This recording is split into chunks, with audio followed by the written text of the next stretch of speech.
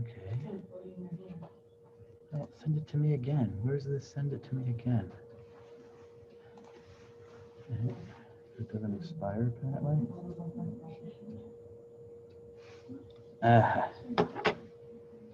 Oh, good. Thanks be to God for that one.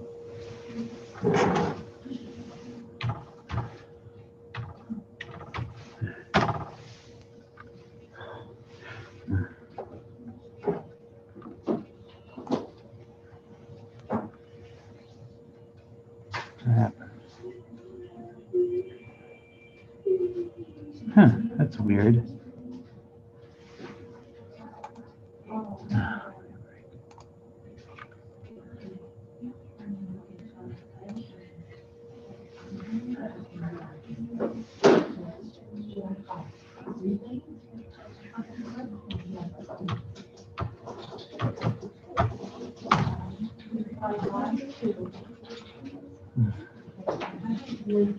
Oh, that's them, I guess.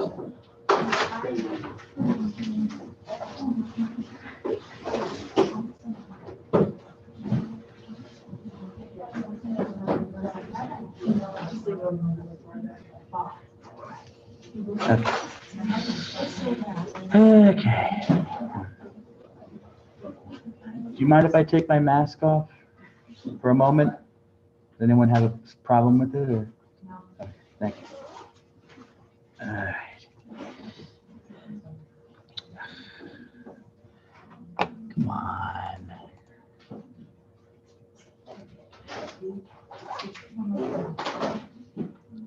Yes.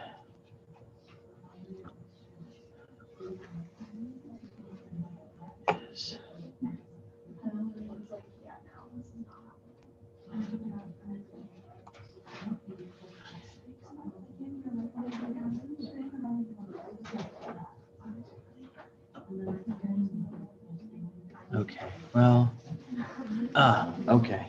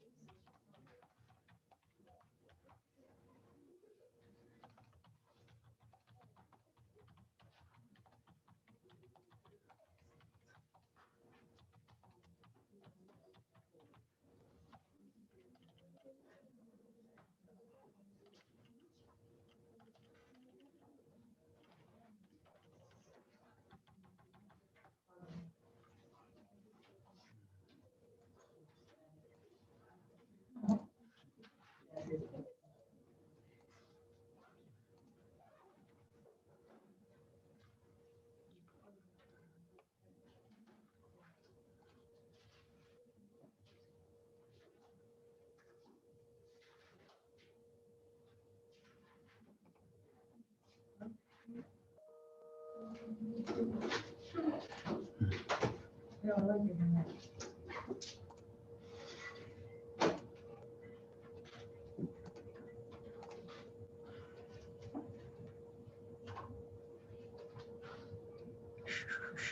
right, so I guess I can leave it alone. All right, what am I doing here?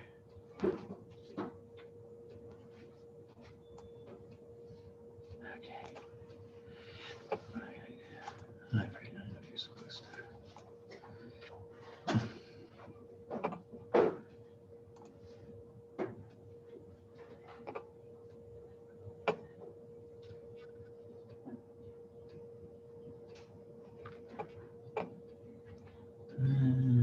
Okay.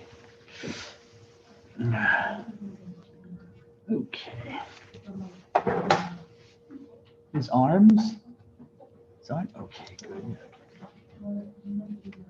Blakowitz. Ms. Brower? Okay, good. What helps that you're also sitting in the place. Okay, Ms. I apologize, Ms. Collins. Ms. Collins. Okay. Collins. Ms. Dolinar. Dolinar. Okay, good. Ms. Gilgar. Gilgar. Okay. Gilgar. Hmm.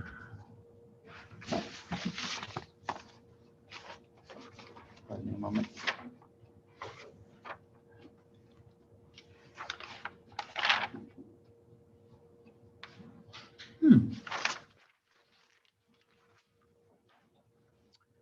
Ms. Gonsalves. There she is. Okay. Ms. No. No, I think I know who you are.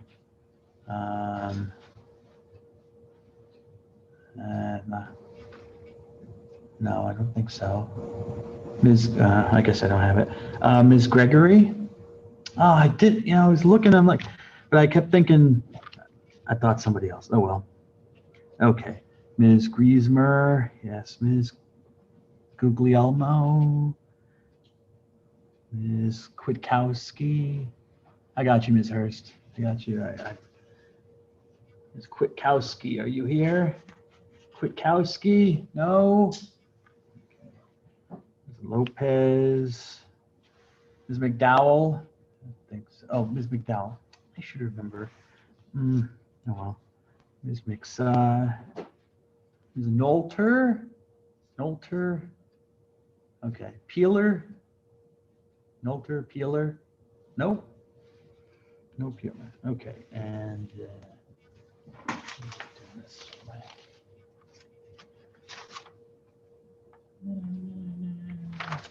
Ms. Pekatowski. Pekatowski. Oh, Ms. Pilcabbage.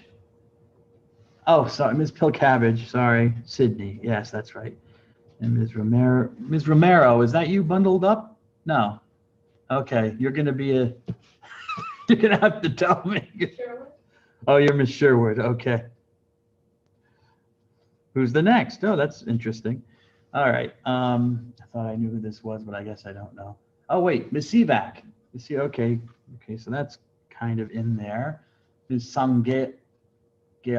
Okay. Okay, and Ms. Stambaugh, right? No, Ms. Stambaugh usually sits there, but I don't. Ms. Stambaugh, no.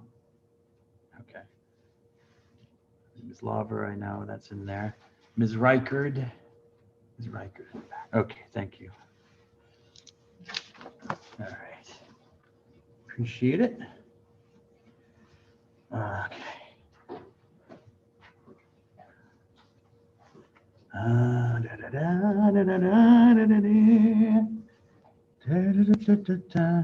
Okay. Let's see. No one's in the waiting room. Hopefully this is the waiting room. No participants to find where they're waiting. Well, this is not the time to find the waiting room. Okay, so it doesn't matter.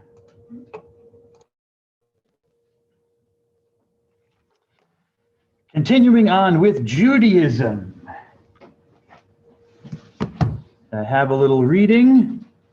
Remember those 5 important books that I wrote down the other day? Those first 5 books of the Jewish scriptures: Genesis, Exodus, Leviticus, Numbers, and Deuteronomy. I'm going to read from the last of those books, Deuteronomy, chapter 4.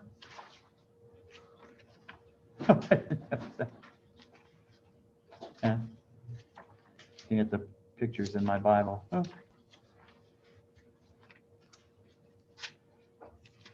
Deuteronomy is called the second law because it's basically a repeat of a lot of laws that come before it in the previous books, Exodus through Numbers. And it's Moses. The whole book is Moses talking to the Israelites, telling them these are the laws you are to follow, and if you follow them, God will bless you, and if you don't follow them, God will curse you.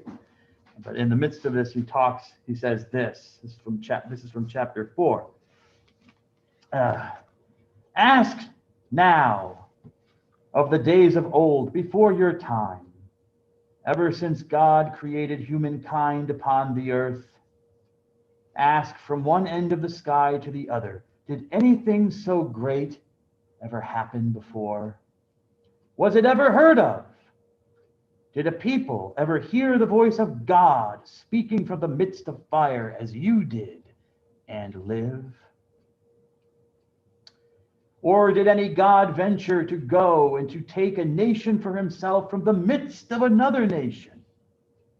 By testings, by signs and wonders, by war, by strong hand and outstretched arm, and by great terrors, all of which the Lord your God did for you in Egypt before your very eyes.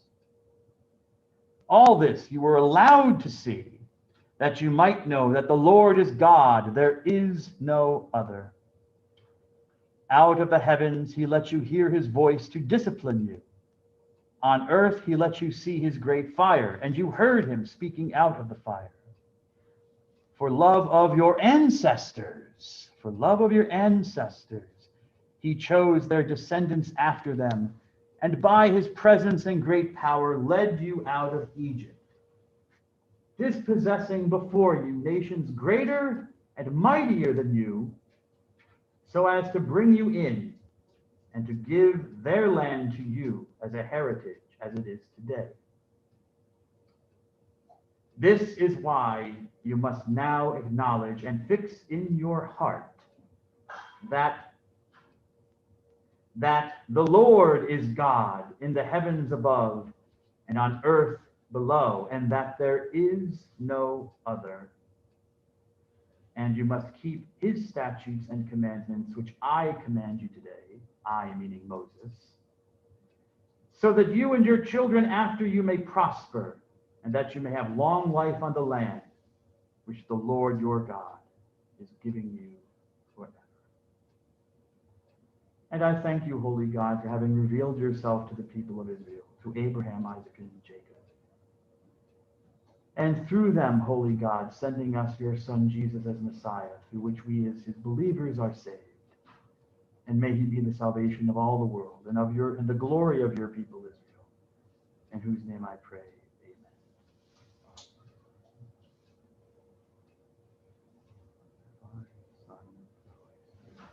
Amen. Amen. Okay, Deuteronomy. Well, one thing I want to say, two things, but I forgot the second thing. But the first thing, because someone asked in the previous class, and I believe it was asked before in an email, to which I might have responded. I forget if I sent out a general email, but I'll address it now. On reflection paper number 1, for those of you who might be starting early to get it done, yes, both of the questions that are there are to be answered. Neither question is optional.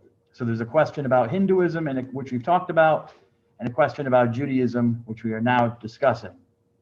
So I expect answers relating to both of those things, okay?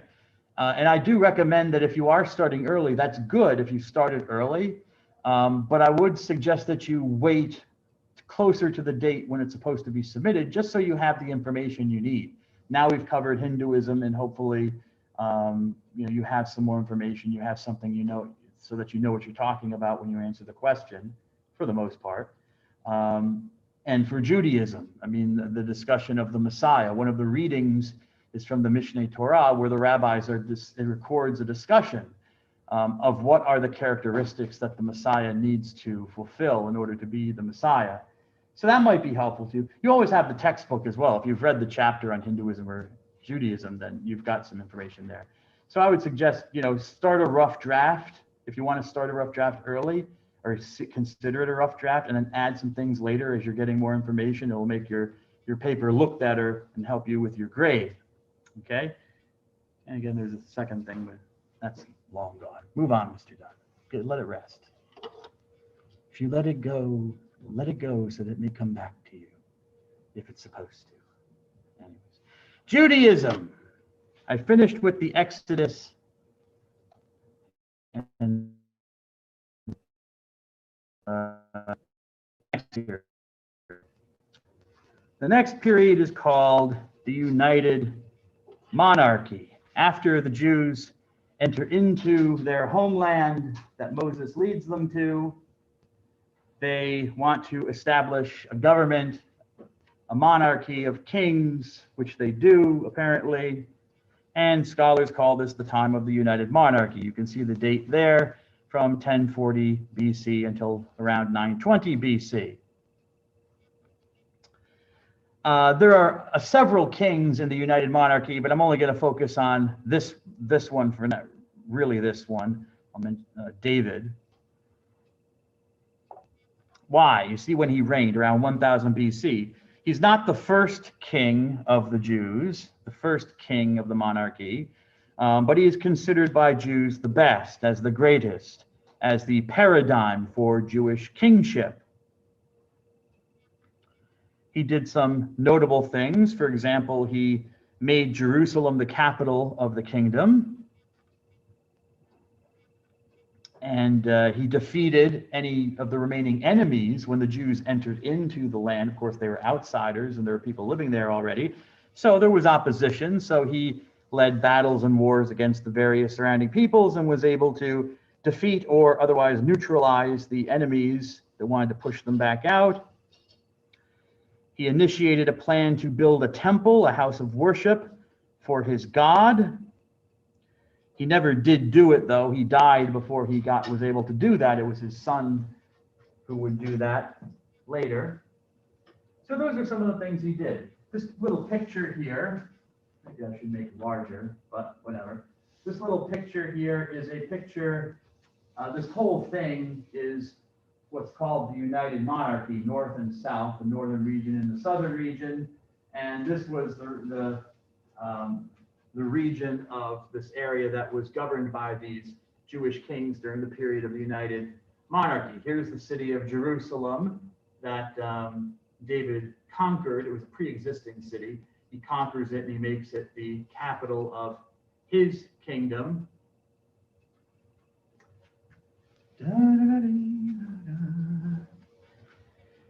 He does not build the temple. I mentioned Solomon, and I wrote Solomon over there on the board so you can see his name. His son, one of his sons, succeeds him as king eventually, and Solomon is the one who builds this temple, this house of worship, which is a great event in Jewish history.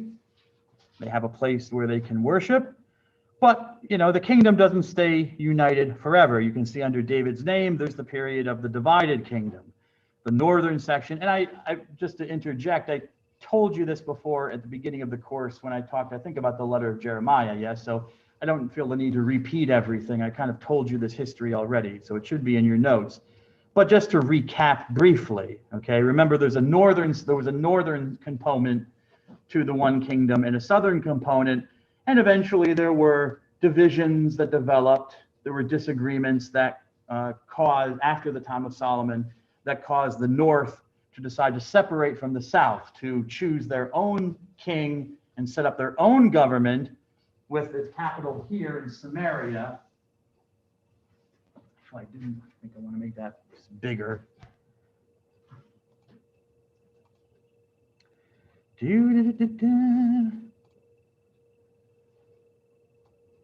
Move that over there. Move this up here. That's Moses. I don't really need Moses to be so big right now. This I want to be big. Okay, here we go.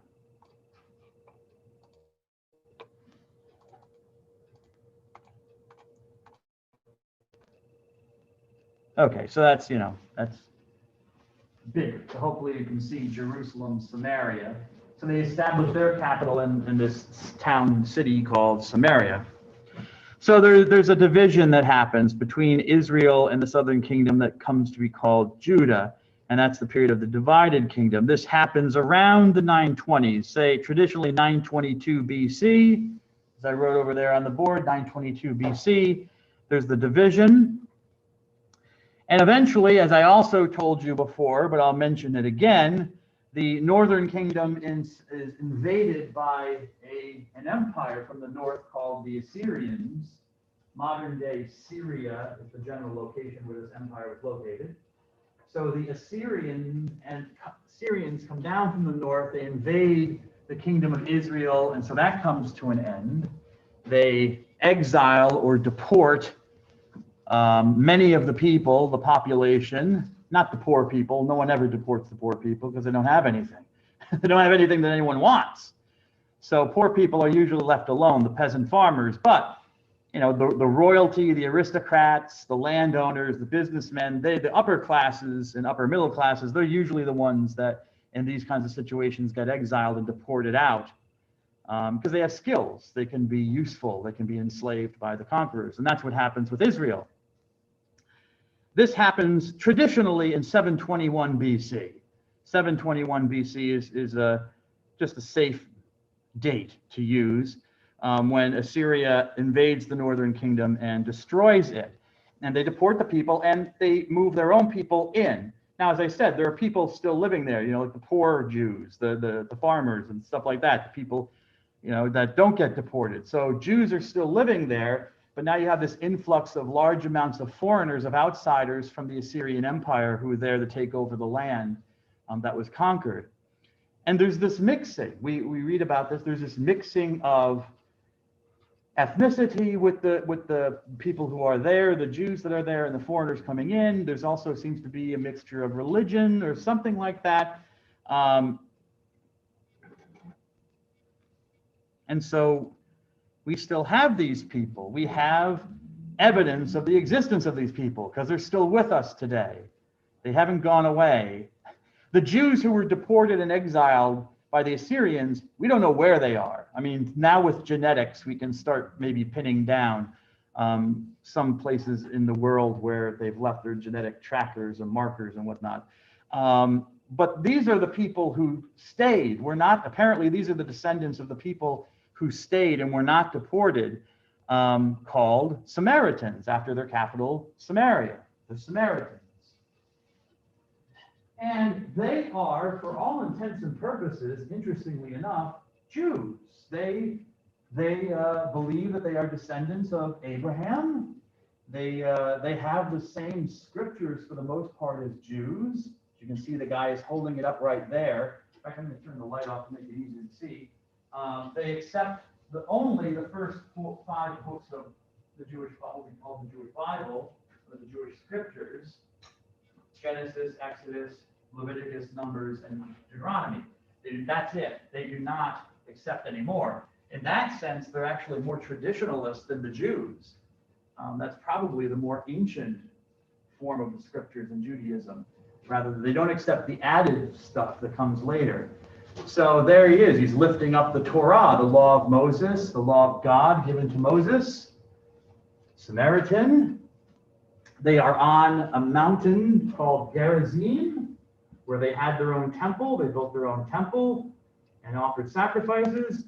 They're here in this picture, gathered on Mount Gerizim in Israel to celebrate Passover. Passover. Jews, but they're not Jews. They're Samaritans.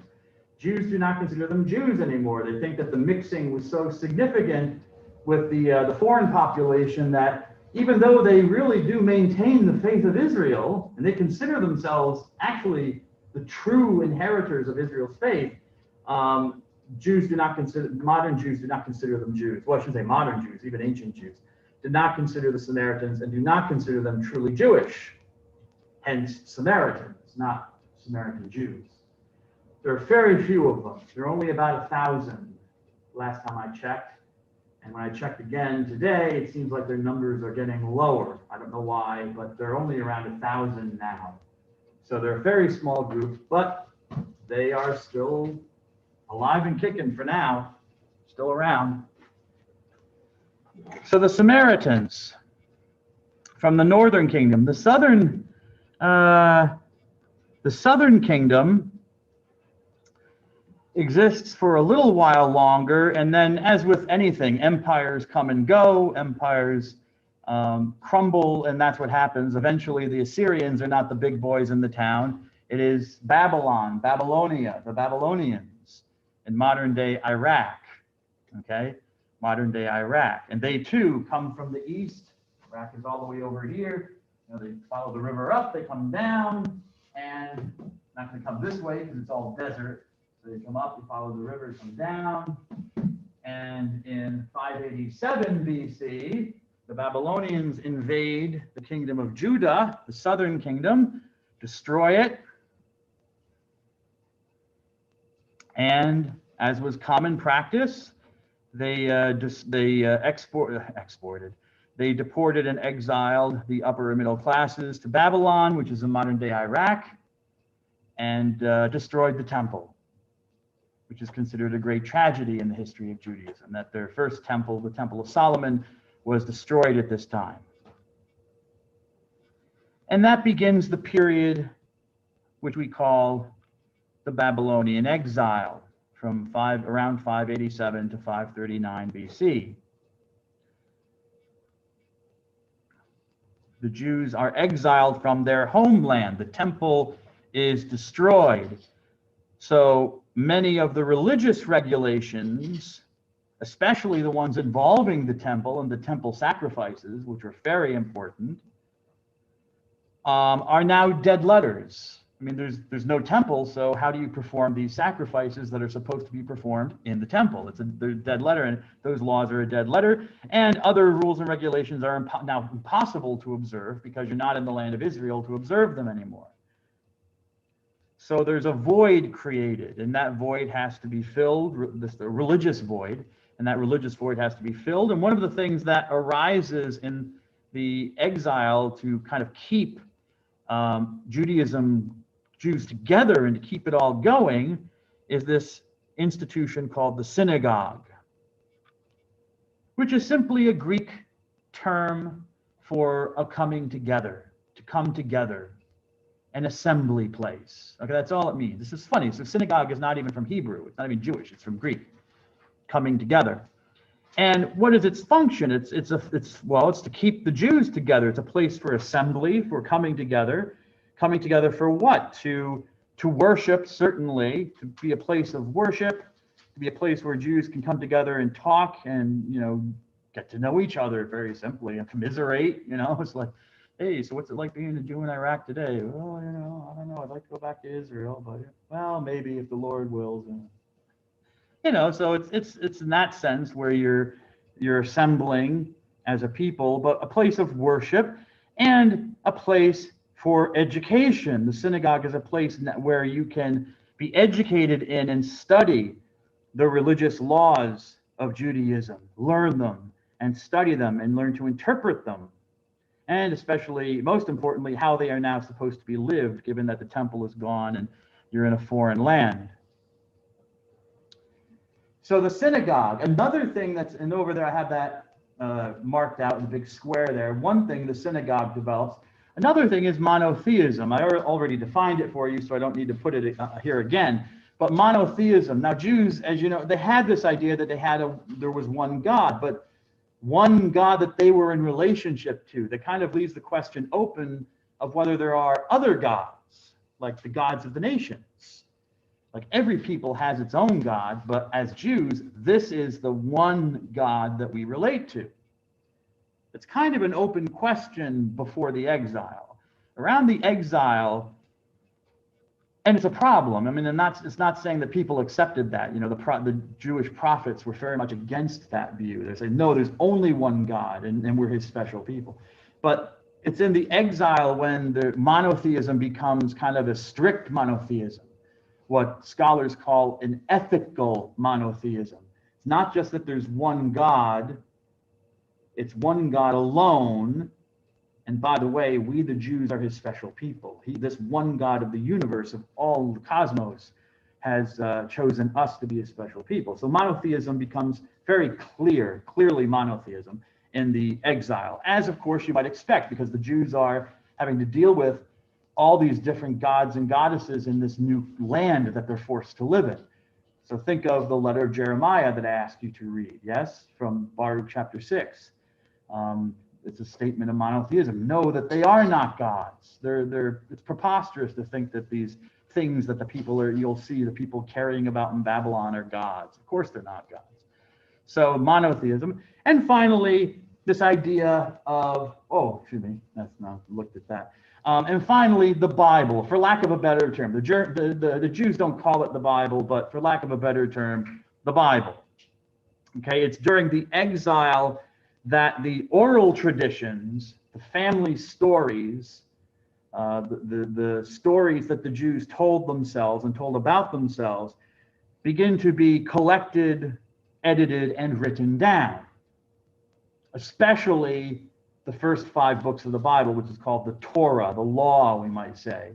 Okay, Genesis, Exodus, Leviticus, Numbers, and Deuteronomy.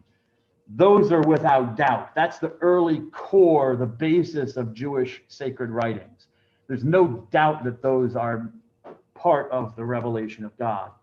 So those are collected and written down. Also during this time, perhaps, it's not entirely clear, almost certainly the Torah, the law, was collected at this time.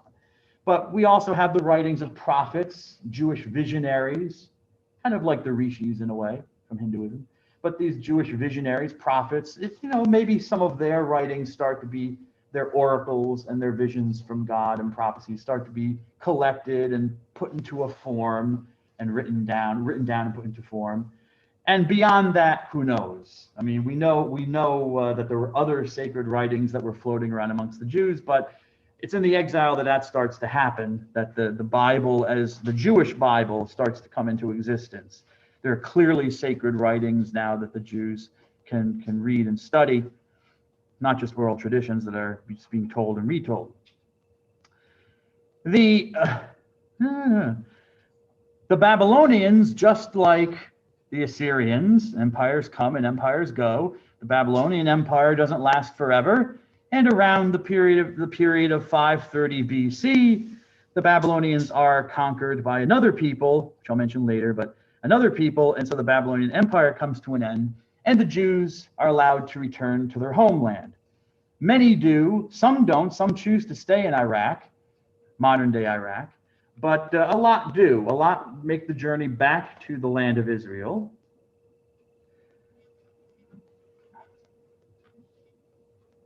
And with the intent, hopefully, to rebuild the temple. And that's where this man, Ezra the scribe, comes in. We don't have definite dates on this man, Ezra, so we have to say that he flourished, floruit in Latin, that's what the FL means, it's a Latin abbreviation, but you can say flourished in English. That's when you don't know when someone really was born or when they died, but you have a general ballpark idea of when they were active. So he flourished from 465 to 359 BC, we think. Ezra the scribe. And he's a very important figure because he is a priest. He's of a priestly family. He's also a scribe who travels from Babylon back to the land of Israel, to a desolated Israel, to reinstate the observance of the law and to help in rebuilding Jerusalem, and also, very importantly, to rebuild the temple.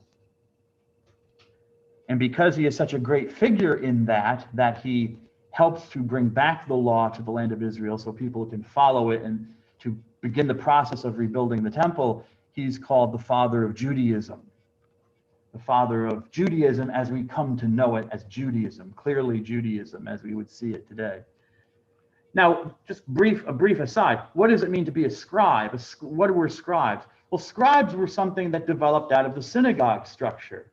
If you don't mind, I'm just going to put this down for a second. Get a little bit of air. is something that comes out of the synagogue, because as I told you, the synagogues were not just places of worship, they're also schools. And so you had teachers, and the scribes were basically teachers. They taught, they learned the oral traditions, they knew them, they were able to give, through their expertise, they were able to give interpretations of them and judgments about them. And they were literate, so they were able to read and write. That's why they're called scribes, you know, to write, scribo, scribere, scripsi, scriptum in Latin, scribe. Escribir, if you speak Spanish, yes. So he can read and write. And so they were teachers. So he's not just, he's both a priest and a teacher. How great was he? Well, there's this little quote from a thing called the Tosefta Sanhedrin. Don't worry what that is. That's just the source. In fact, I'd have to go back and figure out what it is, because there's just so many books in Judaism. Anyways, and they all have similar names in my view. But it's an addition, I think, to the section of, well, anyway, don't worry about it. But Ezra was worthy for the Torah to have been given to him, had not Moses come before him. To paraphrase and put it into other words, if Moses had not received the law from God, Ezra would have gotten it. So after Moses, if Moses hadn't existed, Ezra would have been the great one too. He was such a great man. He was the one that God would have given the law to. So it's a compliment. That's how great a person he was for the history of Judaism and rebuilding it after the destruction. Another idea in the time, maybe starting in the exile, but certainly in this period called the Second Temple period. Second Temple, of course, because Ezra begins the process of rebuilding the temple. We had the first temple with Solomon, just like Vatican II. You had the first Vatican Council, and you've got a second one. So you've got a second temple that's going to be built. So it's called the Second Temple period. And you can see how long it extends. It extends from the end of the exile all the way up into Anno Domini, AD, the time of Christ, the time of the CE, or Common Era, if you will, a long period. But in this period, and maybe beginning as early as during the exile, but certainly around this time, this idea of a king figure, this royal figure who would be a descendant of the great King David, would come in the future, some future time, and this king figure would restore the monarchy, restore the independence of the Jews, their political independence, but also had a religious function. This king figure, the Messiah I'm talking about, would also reestablish the proper observance of the law amongst Jews. Okay, he would promote the observance of the Jewish law. Now, in the ritual for making someone a king in Judaism, you poured oil on their head, and there was nothing unique about that. I'm sure you can find it in other cultures from the time. But the practice was to pour oil over the person's head as a sign of being chosen. To pour oil on someone or apply oil is called anointing. Anointing. There's also a medical term that I can't, some student used it on me one time and I never knew it. Now I learned it, now I can't remember what it is for anointing in a medical sense. Well, anyways, it's just not coming back to me. I thought it would. Oh well. Anyway, so anointing means to pour oil. So since this person is a kingly figure, he is anointed, the anointed one, hence he is Messiah, which is the Hebrew word for someone who's anointed, a Messiah. Hence the Messiah, this descendant of King David, who will restore Israel's kingdom, I should say, and restore the observance of the law, and there will be a reign of peace. So this idea develops during this period of time. This might be no, it's in order. And speaking of the Messiah, you know, I had to work him in somehow. We come to this personage.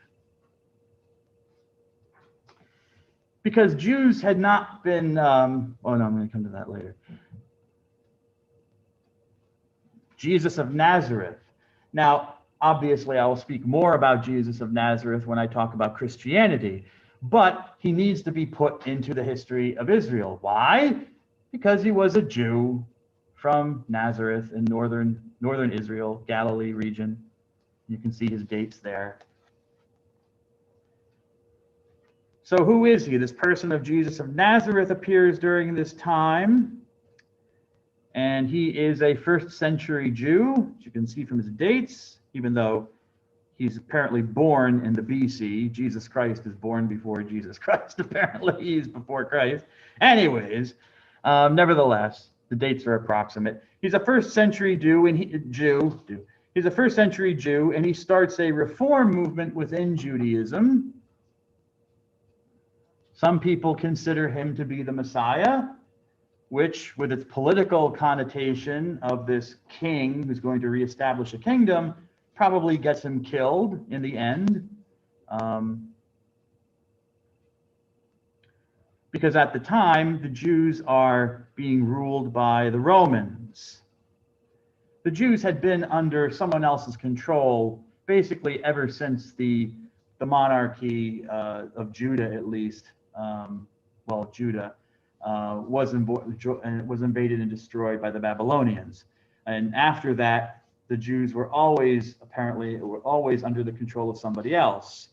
It was the Babylonians, and then the Babylonians were defeated by the Persians, and the Persians were defeated by the Greeks, the Greek Empire, and after the Greek Empire, you had the Romans. And when I say defeated, I don't mean necessarily there were great battles or wars, although there were. But empires start to deteriorate and crumble, and then there's a void, and another group fills that void. Okay, so when the Babylonians were invaded and attacked by the Persians, but the Persian Empire kind of started falling apart. Well, actually, was invaded and attacked. But then the Greek Empire that was in the region that the Jews were under, that kind of deteriorated, and the Romans stepped in. So in 63 BC, before Christ, in the year 63 BC, this Roman general named Pompey, I just did it because I think the name is so cool. Anyway, this Roman general Pompey invades Israel, the region of Israel, they'll call Israel. He attacks the city of Jerusalem, takes it, and basically takes control of that area. The Romans now have control of Israel, although they do rule through Jewish puppet kings, but basically the Romans are in control. So the Jews had not had any self-government for a long, long time, and that's the time when Jesus was with the Romans. And the Romans took no prisoners. I mean, well, they did take prisoners, but you understand what I mean.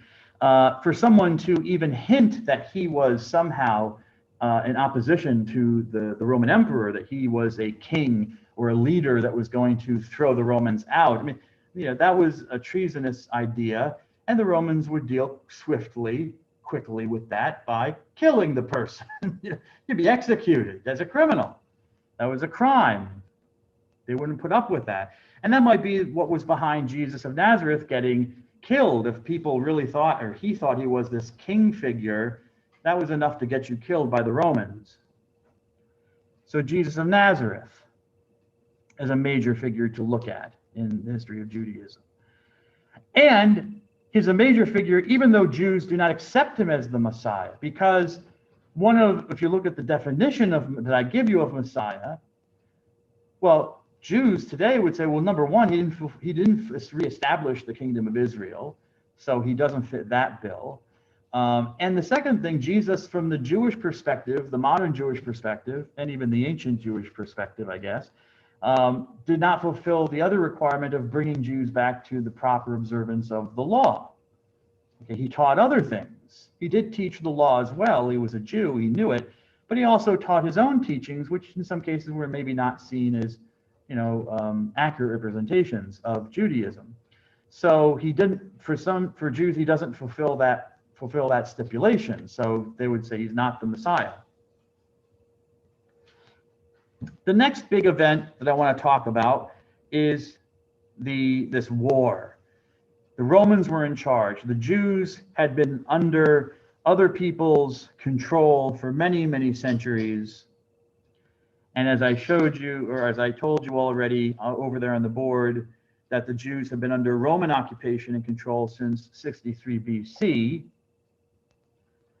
And there was a lot of antagonism between the Jews and the Romans. I mean, the Jews were under the control of people who did not share their religion, did not necessarily understand their religion, and were probably, well, were not respectful of the Jews' religion, the Romans, I mean.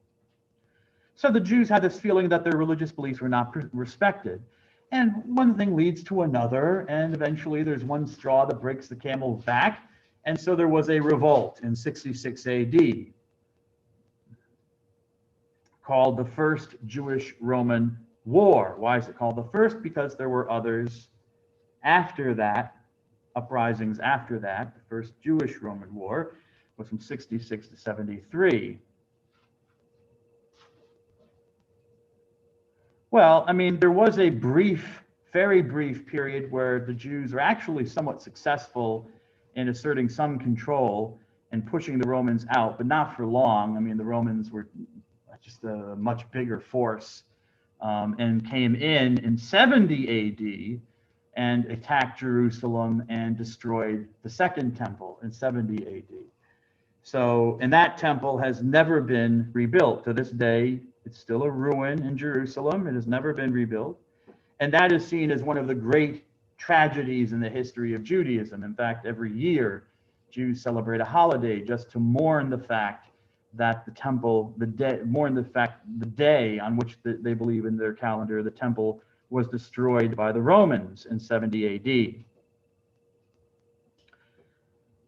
So, kind of like the same question with the Babylonian exile when the first one was destroyed. What to do? What do we do about this? And this leads us into the next historical period after the Second Temple period, because there is no temple anymore. So late Classic and the Middle Ages. I'm collapsing these two periods together, okay, just so you know. The late Classic period and the Middle Age period from 70 AD until 1517. So what do they do about it? The temple was no more. The people are in disarray.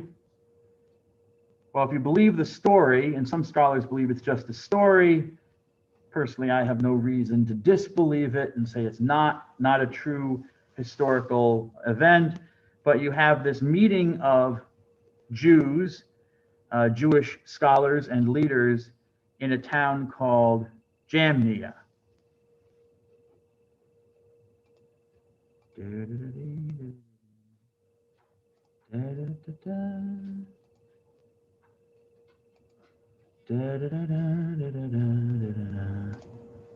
Okay.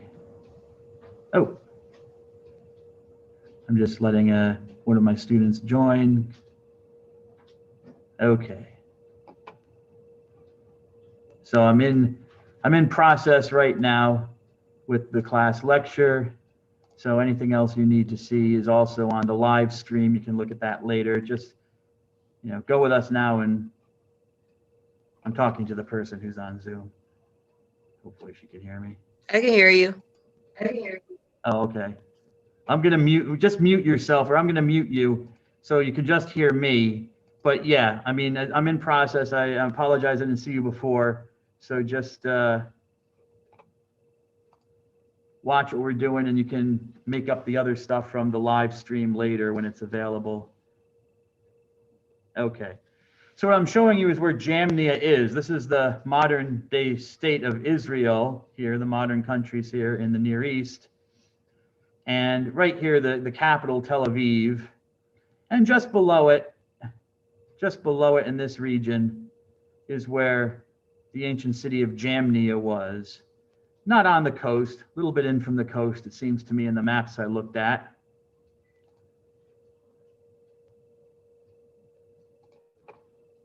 And that's because they had to decide what to do. This is the destruction of the temple, again, was a great disaster for the Jews, and they needed to keep them together. A lot of people have been killed. So they had to meet together and figure out how to consolidate the Jewish religion in the face of the Roman destruction. So this is an event, and it says 70 AD with a question mark, So sometime, this is general, I mean, sometime after the temple is destroyed in 70 AD.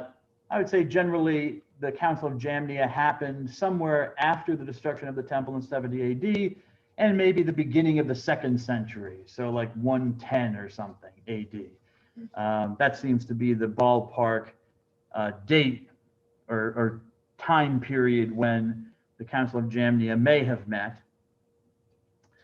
And one of the great figures to come out of this council is a man named Judah Hanasi, Yehuda Hanasi, or Judah Hanasi, as he's mostly called.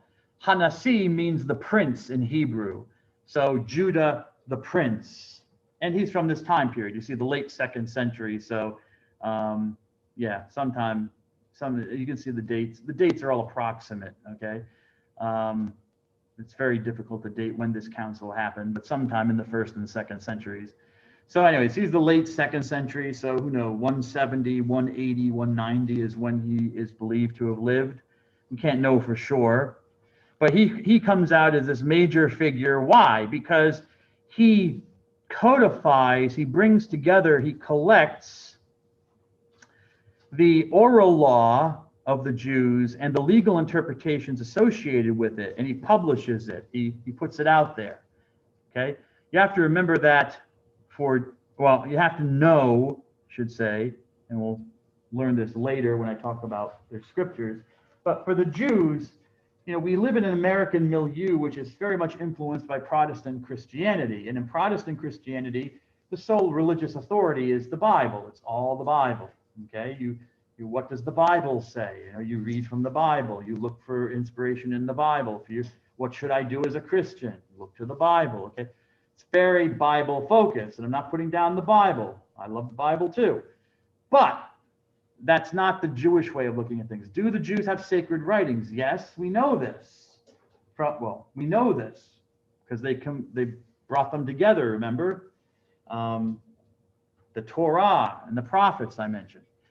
But the belief is that when Moses went up Mount Sinai to receive the law from God, he didn't just receive the written law, the scriptures, like the 10 Commandments, God writes them on stone tablets.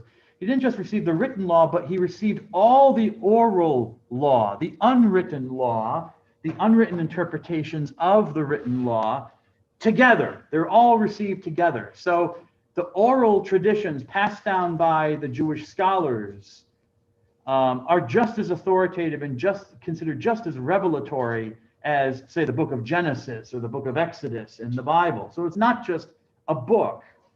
It's more than that for Judaism. And actually for ancient Christianity. Protestantism is a much later development, which chooses to focus mainly on the book, only on the book for religious authority.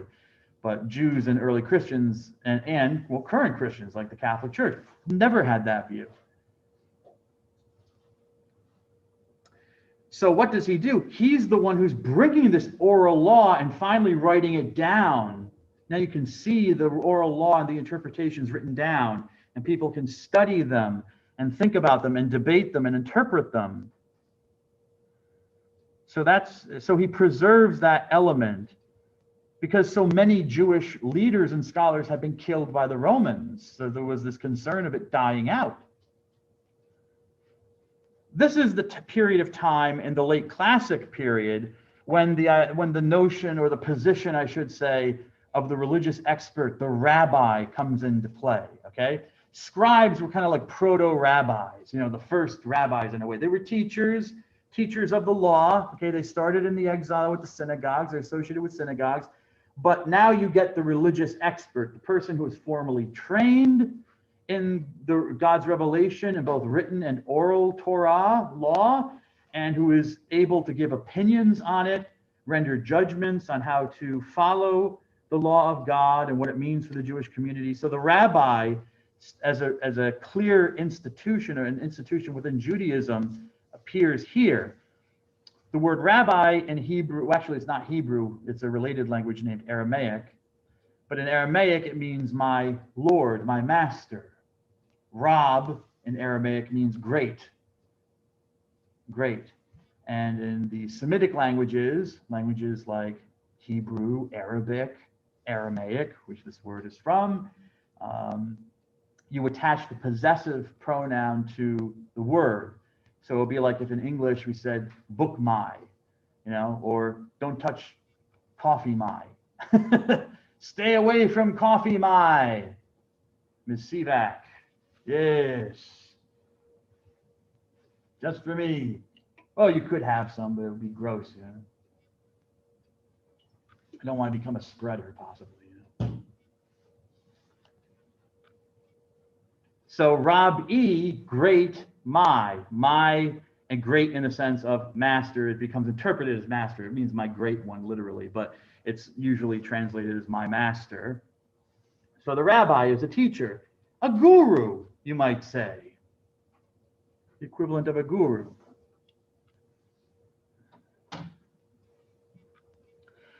So the rabbis are the interpreters of Jewish law, and they're seen now as the bearers of tradition and conduct. Two developments, historical developments that affect Judaism. They don't happen within Judaism, but they're in world history and they affect Judaism, are these events. In 313, Anno Domini, AD or CE, the Roman emperor, the Romans become, well, I shouldn't say the Romans, that's too general a term, or a general statement, but the leader of the Romans, the Roman emperor, becomes a Christian. Why is this significant for Judaism? Because, as we'll learn later, as I told you before, Christianity is founded by this man, this reformer, Jesus of Nazareth, who is believed to be the Christ, the Messiah. So you have this group of people who are following the Messiah of the Jews. It comes out of Judaism, okay? It comes out of the Jewish tradition. So it's connected. And here you have this Gentile ruler who is now accepting and worshiping this man who is claimed to be the Jewish Messiah. Now, you might think that this would have good implications for the Jews, He's a Christian. The Roman emperor is a Christian now. He accepts Jesus. He's a Jew. The Blessed Mother is a Jew. They're reading our scriptures, So they believe in the God of Israel. You might think that's a good thing. No, not for the Jews. Why? Because from the perspective of the Christians, you Jews don't accept Jesus as the Christ. Shame on you. So it's not a particularly good development for the history of Judaism. Jews were always kind of treated as second-class citizens in the Roman Empire. They're always considered outsiders because they wouldn't worship the gods. They had their own God and their own laws from that God that they needed to follow. And so they were always on the outs with greater Roman society and looked down upon. You might have thought they would have been lifted up by the fact that, in essence, their religion in the Christian form was now going to be the religion of the emperor and would eventually become actually the religion of the empire later on. Not now, but no, because there was that question. Was Jesus the Messiah? No, we Jews don't think he was. All right, well, down on the Jews then. So it wasn't as good a development as you might think. In the 7th century, we have this dude show up named Muhammad ibn Abdullah from the modern country of Saudi Arabia. And he believes that he's receiving these revelations from the God of Israel. He's not a Jew, okay? He's a Gentile. But he believes that the God of the Jews has started giving him revelations through an angel. And he writes them down in a book, okay? We'll learn about that when we talk about Islam. And he even believes that he comes to believe that his people are descended from Ishmael, one of the sons of Abraham, this father figure of the Jews. And he believes that the God of Israel is telling him to take his people who are worshiping all sorts of gods and desert gods and spirits and all sorts of things, and to take them from the worship of these false deities, these false gods, and to worship only the God of Israel. After he dies, this religion that he founds, we call Islam, and also they call Islam, arrives in the scene in Israel, Palestine, that region where the Jews, a lot of Jews are, and conquers the area, and they become the rulers in the area. You might think because of that, because of the indebtedness of Muhammad to the Jews, there would be some love being shared. Because if you look at the Quran, Jesus is there, Abraham is there, Mary is there, the mother of Christ, Moses is there, David is there. These characters from Jewish and even Christian history are mentioned. But no. The lot of the Jews does not get better under even Muslim rule when their armies show up. Why? Shame on you, Jews. You don't recognize Muhammad as the last prophet. You won't follow him. And so that does not make the lot, even though this religion owes so much, in fact, says that it finds its origins in Judaism as well, which it doesn't actually, but we'll talk about that when we get to Islam, not the same way Christianity does. But nevertheless, no. Now, I would say that if I were a Jew around that time period, I would rather have been under the Muslims than under the Christians, because the Muslims were oppressive to non-Muslims. It wasn't great. You weren't equals. You were reminded of that all the time. But at least the Muslims were trying to exterminate Jews. They were trying to go around and kill Jews, which did happen with enough frequency to be notable in like Western Europe, where every now and then people would be like, "Oh, the Jews are poisoning the well. That's why people are getting sick. They're drinking poisoned water. The Jews did it," and everyone goes off and kills the Jews. So, I would rather have been under Islam than Christianity if I were a Jew. But, the position of the Jews was still, whether Christianity or Islam, their position in society was still an oppressed people, even though they were the ones who gave these people their religion, in essence. Okay. During this time and into the Middle Ages, you can see from the 7th until the 11th century, we're in the Middle Ages now, the 600s until the 1000s, or the thousands AD, is this age of academics. There's a particular word for academics in Hebrew, but I'm not going to give it to you. I might give it to you later. I forget if I do, but it's not relevant now. They're academics. They're scholars. Remember, the Jews have been exiled to Babylon, and some people did return after the exile, but as I said, some didn't. There were people who did stay in Iraq and continued their lives as Jews there. And within that region of Iraq, they developed academies, these schools of learning, where these academics, the members of these schools, started to collect all the variety of Jewish legal opinions and interpretations that had been made over the centuries. And it turns out to be this huge collection. I mean, if we put it here on the table, it'd be like this long. It's a massive multi-volume work today. It's called the Talmud. The Talmud. And it contains all sorts of stories and opinions and all sorts of stuff relating, again, to the oral law that was collected by Judah HaNasi, but also the law that's written in the Bible, and all of this. It all comes together. The Talmud we'll talk about later, so I don't need to, but it develops during this time, around this time period, I should say, this age of the academics. I should look at the dates. The dates might be a little bit off, but they're all general anyways. But they're the ones who start collecting and codifying this thing that comes to be called the Talmud.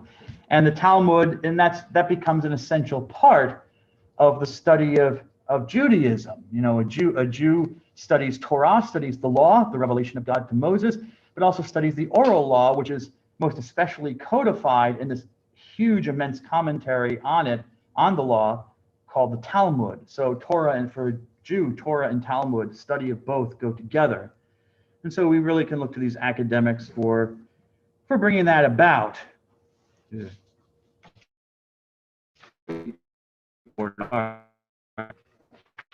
Don't worry, it's out of order.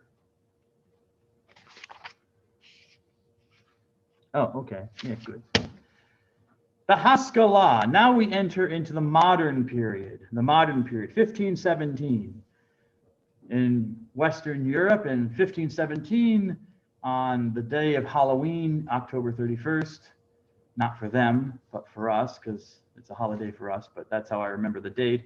This German priest named Martin Luther started his program where he questioned the authority of the popes of Rome, both not just their spiritual authority within Christianity, but also the political authority that they wielded over Europe.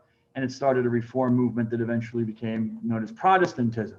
And I'll talk more about that when we do the history of Christianity. But that's how scholars, historians date the modern period. They consider what Martin Luther did and what happened after initiated this change in Europe, where it started moving from local princes or kings or dukes and stuff like that, these very, very localized rulers, to more like nation states. We had groups of people organizing themselves into actual nations. We are the French, we are the Germans, et cetera, and so forth. So that was a development, and they consider that evidence for a change in historical period. So they call it the modern period. The modern period included this event called the Enlightenment, which Jews called in Hebrew the Haskalah.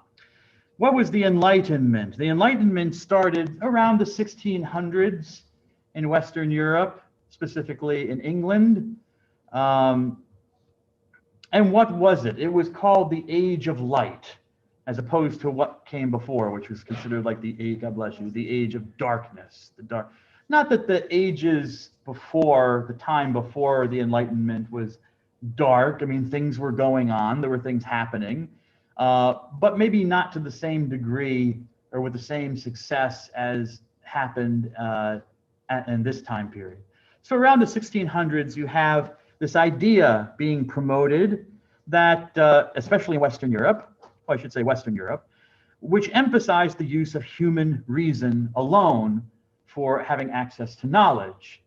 So whereas the previous view had been heavily emphasized appealing to religion, revelation of a God, tradition, all of these types of things, there was a change in focus. It was, no, we don't need to appeal to the Bible or to a God or to tradition of, that men and women have thought or whatever. We appeal to our own human reason that we have, rationality. And we apply our reason to the world through experimentation and verification and see what results we get. And so that's what the Enlightenment basically is. It's the use of human reason for knowledge. It's not the only thing that the Enlightenment was, but it was the thing that got the ball rolling. You can see that this emphasis on using reason and then trying to verify what you think in the natural world leads us into modern science. Okay, not that there wasn't science before, people doing scientific things, but this, again, the basis for it was human reason. You weren't looking up at the stars and imagining them to be angels moving the planets around, or that they were somehow these divine beings that were sending messages and showing, predicting future events, or telling you how, if you map the chart of the stars, it'll tell you how your life is going to unfold. No, okay, the religious element was taken out. It's only what reason could prove and could understand as the basis for knowledge. So you have modern science, and you see the benefits of it. I mean, there's a triumph of science. People could see the benefits of this new view. It was truly an enlightening kind of experience. Because whereas before, if you had appendicitis, people might say, well, go to the priest or go to the church and light a candle to Our Lady of Holy Sorrow and, and say 3 prayers. I give you 3 prayers to say, you say them and go home. And, Our Lady will look kindly on you and maybe heal you, and God be praised. Yeah? Or you could, with the Enlightenment, you could go to a modern physician and he could cut you open and remove the diseased organ, clean it up a bit so you don't get an infection. Well, they didn't even, actually, they probably didn't do much of that. You probably would die from infection then. Nevertheless, remove the diseased organ and sew you back up and you're good to go. No diseased appendix, okay, to kill you. So, I mean, it wasn't perfect, but you could see maybe the results were better. People knew from experience, like, this system of doing things seems to be working better than Bob going down and lighting a candle at his local church. So the evidence was there. So it was an enlightenment. It's like a light went up. Ooh, something's different here. But it also was a challenge, because what do we do with all these religious practices? Because people might think, well, they don't really work anymore. You know, why should I continue doing things that people have been doing that apparently are not as successful as what now I'm seeing in modern science? Another development that happens is exploration. Exploration. The world got bigger for Europeans. 1492. Europeans discover, of course, they discover, the natives did not feel discovered. The natives didn't think it was a discovery because they're like, here, they were already there. But 1492, obviously, European explorers discovered that there were two whole huge continents in the, right there, smack in the middle of the Atlantic, or you could say between the Atlantic and the Pacific Oceans. Yeah, so they with people on them, so they have all these new people. Australia was not discovered until, if my memory is correct, until the 1700s by Europeans. They didn't even know that was there. And Australia is as large as the 48 contiguous United States. It's immense, and still almost not hardly populated. So yeah, Europeans have only known about that for like 300 years. So discoveries started being made about the world through exploration. I mentioned the British Raj and colonialism in India. You started having Europeans establishing colonies in very foreign places, very foreign cultures like India, and they start gaining knowledge about Hinduism and these very, very foreign and maybe even weird religions. They're very different from Christianity or Judaism. So the Haskalah, the Enlightenment, what do we do with these things? What does it mean to be a Jew anymore? Is it even relevant? These are questions that during the Haskalah, Jews are asking of themselves. And they weren't the only ones. Christians did too, but I'm not talking about Christians. But why should I, perform circumcision, this rite, this ritual from thousands of years ago, practiced by some culture, probably not even Jewish. It probably came from Egypt, because a lot of cultures did it, and we know the Egyptians did it. So it probably, it probably has nothing to do with our God even. It just is a cultural thing that was given to us by people who are pre-modern. Why should I believe things that pre-modern people believed when they didn't know what the world was? They didn't know about germs. They didn't know about the universe and the solar system. So these are questions this is what the Enlightenment, the kind of questions the Enlightenment brought to Jews. And so there were Jews who were abandoning Judaism. They responded by saying, I don't need this anymore. I don't need to go to synagogue and pray for my health. Go to my doctor. So responses to the Haskalah, responses to the Enlightenment, accept it, Reform Jews. Yes, we don't need to use Hebrew anymore in the synagogue service. I mean, the Reform Jews weren't atheists. They were still believers. They were Jews. But why do we need to use a dead language that only had ritual meaning? The people didn't understand it. The rabbis did, because they had to study it, to read it. But it was a dead language. Let's use German or French or English or whatever our surrounding culture is. We don't need to do circumcision anymore. That's an old ritual from Middle Eastern culture. It's not relevant to me as a Jew in Germany or France in the 1800s. So the Reform Judaism, the Reform movement was an accepting response. Let's accept the benefits of the Enlightenment and give up those things that we don't need to be Jews, those religious aspects that don't make any sense anymore. The other response, the counter response, was rejection, and we find that mainly represented by Orthodox Judaism, where Judaism has gone through historical things before, ups and downs, different threats and things. And, you know, the Judaism that we practice in the 1800s is no different, doesn't need to be changed.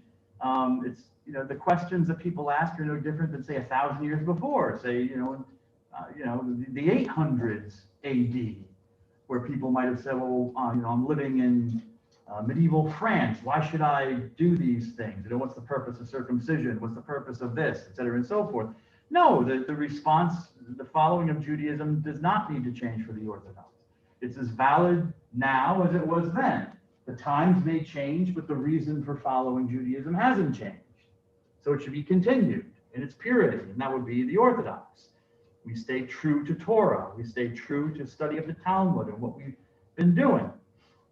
There's nothing wrong with it, and it works. It works, you know. And then there's a more centrist view called the conservative. And conservative here does not mean political, but I use the term because you will encounter it. People still use it, even though it has no political connotation at all, like conservative, liberal, progressive, libertarian. It doesn't have any of that meaning. It means that they conserve what is of benefit, what is still useful in the Jewish tradition. So, you know, things like circumcision or using Hebrew, the Bible again, you know, Reformed Jews would view the Bible as, yeah, they would say, oh, it's just a bunch of ancient myths from a certain culture. It's not true necessarily. Maybe its message is true, but it's a bunch of myths. The Orthodox would say absolutely not. It's the literal word of God, divinely revealed to Moses in its entirety.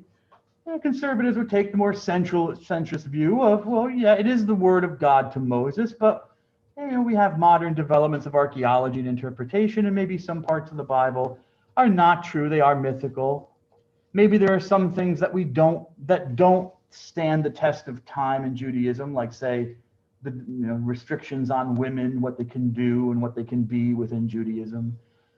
We don't want to go around, stoning adulteresses or killing homosexuals, as it says in the law to do. Those are things that we shouldn't, maybe those need to change, but we keep the stuff that makes us really Jewish. We don't just throw out Hebrew because, well, it's a dead language, all right? We revitalize Hebrew. So it's a more centrist middle of the road position. So these are various responses. Religious responses, okay? These are religious responses. A political response to the Haskalah is seen in this movement called Zionism. Zionism.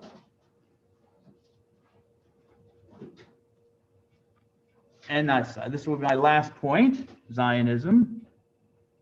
This is not a religious thing. I mean, the guy Herzl here, Theodor Herzl, however you want to say it, this was not meant to be a religious movement. It's a Jewish movement, but it's not a religious movement. It's a nationalistic movement, because he saw some of the things that were going on in Europe. Jews could accommodate, from his point of view, Jews could accommodate themselves to the local cultures as much as they wanted, but they were still hated as Jews. They were still considered second-class citizens. A Jewish man could not get circumcised, could never have had a bar mitzvah, couldn't, maybe never been to a synagogue, might be an agnostic or atheist, but he was still considered a Jew, and hence someone to be avoided or someone to be put down. So there were, he didn't see that the situation really changed much. There was still Jew hatred. So what needs to change? Well, maybe the Jews need to change their location. So Herzl suggested we need to find a homeland where we Jews can live together without being hated. And so he began that process. He founded a group, got a group of people together to discuss the situation. And they had some proposals. There was a proposal like Africa. Some people say, well, there's one proposal to go to Uganda in Africa. Herzl himself actually favored Argentina in the southern hemisphere. But what he found out was that most Jews that he spoke with and in his group really still had that desire to return to Israel, to return to the land of Israel, and to live there as Jews, because that was their historical heritage. And so that's how the movement came, to found a Jewish nation or homeland, to return to Zion. And Zion is, in Hebrew, it's another name for the city of Jerusalem. Zion is another name for the city of Jerusalem. So it gives you that sense, it shows you where they're directed. Let's go back home. Home is Israel, where Jerusalem is. Okay, God bless you. Have a good weekend, and I'll see you next week.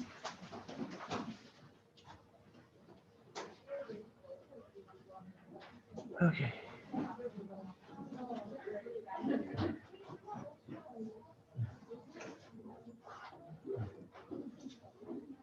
Hey, Ms. Comey, you still there? I'm still here. Okay, I'm done. As I said, the first, I guess, 15 or 20 minutes you can catch on the live stream when it's up. So you can Yep, see. on YouTube. I was watching it. Okay. And actually, there's another one from the previous class meeting. You can watch that if you want as well, or Okay. in lieu of whatever. But, your choice. Right. Okay. Thank you Have a so good- much, Dr. Dunn. You're welcome. God Have a bless good you. one.